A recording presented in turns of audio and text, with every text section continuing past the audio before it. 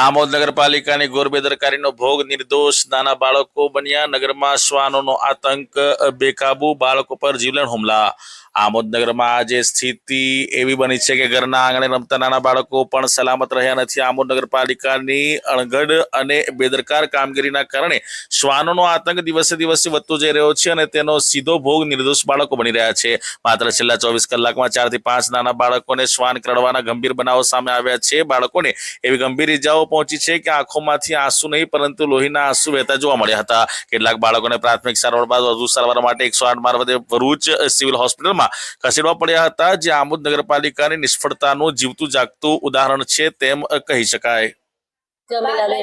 અલ્લાહ હિફાજત કરે કૂતરો પર જે કઈ નગરપાલિકાને કહો તે કઈ કરે કૂતરાનું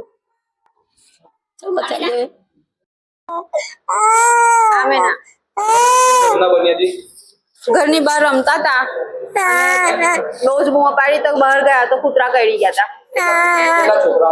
મારા 2 છોકરાઓ છે, બંનેને